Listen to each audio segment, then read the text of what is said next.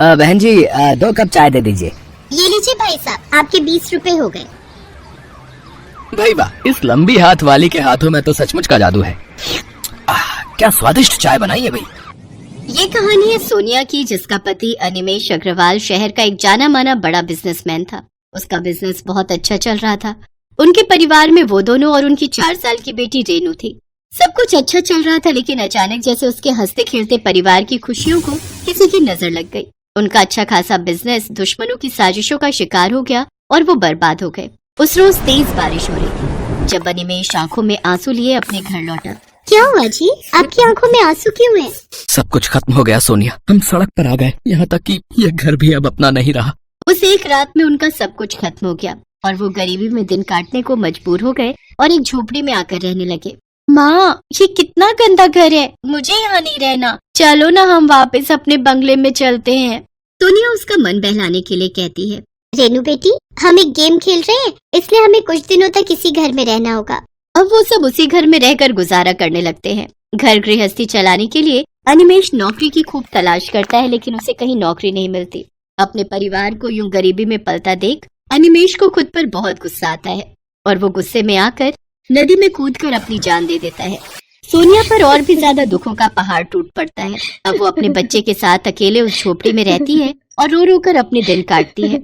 ऐसे ही एक दिन, हे भगवान, घर में तो राशन पानी खत्म होने वाला है, मुझे जल्दी काम ढूंढना होगा।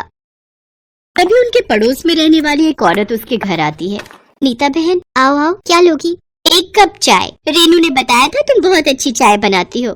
कुछ देर बाद सोनिया मसाले वाली चाय बनाकर लाती है, जिसका एक घूंट पीते ही नीता कहती है, सचमुच? सोनिया, रेनू बिल्कुल सही कह रही थी। एक बात कहूँ, तुम्हें तो खुद की चाय की दुकान खोल लेनी चाहिए। तू तो जानती है अब ठंड शुरू होने वाली है और लोगों को चाय की जरूरत होती है, और तुम्हारे हाथों की चाय तो देखना यूं बिकेगी। नीता की बातें सुनकर सोनिया सोच में पड़ जाती है। फिर वो अपना रखा मंगलसूत्र बेचकर जरूरत का सामान लेती है और बस स्टैंड के किनारे बैठकर चाय बनाकर बेचने लगती है। चाय चाय, मसाले वाली चाय ले लो, गर्मा गर्म। अरे बहन जी, ये चाय कितने की है? भाई साहब 10 रुपए की है। अच्छा, तो 2 चाय बना दो हमारे लिए। ऐसे सोनिया के पास कुछ ग्राहक तो आने लगे, लेकिन फिर भी उसकी कमाई इतनी नहीं हो पाती थी कि वो ठीक से अपने घर का गुजारा चला सके। एक रोज उसके पास एक साधु आता है जिसे सोनिया चाय देती है। उसका उदास चेहरा देखकर वो उसकी परेशानी का कारण उससे पूछता है। क्या बताऊं बाबा, जो ग्राहक बस स्टैंड पर खड़े होते हैं उनमें से तो कुछ चाय ले लेते हैं, लेकिन जब तक दूसरे ग्राहक चाय लेने आते हैं तब तक उनकी बस चल पड़ती है, जिस वजह से वो चाय लेने नहीं आ पाते और मेरी इतनी कमाई नहीं हो पाती। और यहाँ से बाजार भी बहुत दूर है, इसलिए मैं वहाँ जाकर भी चाय नहीं बेच सकती। ओह, तो ये बात है बेटी, ये अंगूठी तुम पहन लो, फिर देखो इसका कमाल। इसकी मदद से तुम्हारे हाथ बहुत लंबे और तेज हो जाएंगे, जिससे तुम जल्दी जल्दी और भी स्वादिष्ट चाय बना लोगी। साथ ही यहीं बैठे बैठे तुम चाय बस में बैठे मुसाफिरों तक भी पहुंचा पाओगी। सोनिया ने झट से वो अंगूठी पहनी, जिससे उसके दोनों हाथ बहुत लंबे हो गए।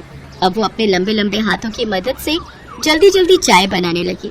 साथ ही जो भी बस उस बस स्टैंड पर आकर रुकती, उनके मुसाफिरों को भी वो वहीं से बैठे बैठे चाय देने और पैसे लेने लगी।